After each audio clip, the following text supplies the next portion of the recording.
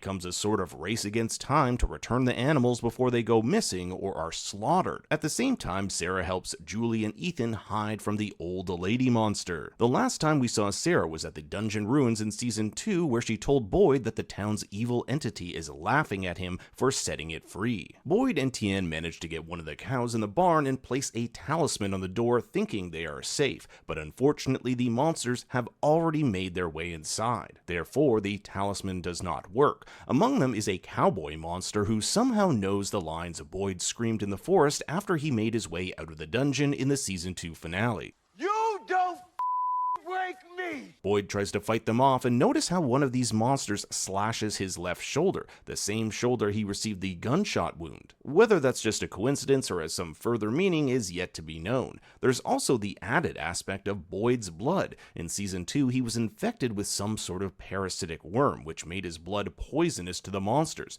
Could this worm have left antibodies in his blood that might continue to help him? But it's Kenny's poor mother, Tien Chen, who seems to face the brunt of the monster's attack, making Boyd watch as they torture her. This is what the monsters made the girl in the woods with the nail in her head do in season 2. Now, we never actually see her die, so there's still the possibility she'll be alive, but it doesn't look good. Jim and Kenny have their own adventure this episode as they begin their quest to find Tabitha. Boyd even gives them some pointers on how to get to the mysterious lighthouse which he saw in season 1. If they find their way to Spiderweb Forest, they're on the right track. Now, even though Jim and Kenny follow the right path, they're led to an entirely new area. This leads me to believe the forest is constantly changing. Remember that Victor took measurements of the trees and found that they had moved. A new location we haven't seen yet are these 3 log cabins. No one in town has ever mentioned these before, and it appears as if they're from pioneer times. Remember back in Tabitha's dream from season 1, we saw these carvings of different dates, which could mean the town has been around since at least 1506. We also have these absolutely creepy statues like they came off the set of the Blair Witch Project. There's even one that has nails hammered into its head, similar to that girl we met in the forest.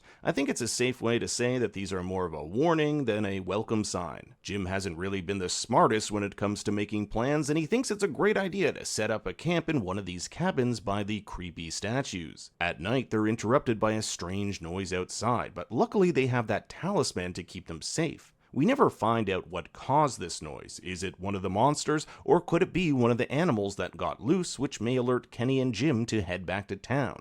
Jim, after all, does make the decision to discontinue his journey for fear of leaving his kids without a parent. Colony House is a new resident bitch. It's bad enough you're getting double rations without you hogging the bathroom. This is Nikki, and I hope she gets eaten very soon. She's waiting for Fatima, who's been experiencing morning sickness, the result of her pregnancy. A pregnancy that wasn't supposed to be possible after being told in the real world that she would never be able to have kids. It's long been theorized that the drowned woman who haunts Elgin is Fatima, considering they wear very similar clothing, although it should be noted that in the end credits, the woman playing her is Asian and is credited as Kimono Woman. The only other real connection we have of Fatima and water comes in season 1 when Ellis tells her to get into the water because she's too dry. Could this have been some foreshadowing? Yeah, you just look too dry. Come here. What do you guys think? Is the drowned woman Fatima? Let me know in the comments. Elgin doesn't want to sleep, as the drowned woman only seems to appear in his dreams. Elgin has some sort of connection with dreams. In fact, he had a prophetic dream that foretold his arrival to Fromtown. So I think that's something we'll see explored more this season. For those of you who have seen my previous videos, you know I'm really suspicious of Tilly.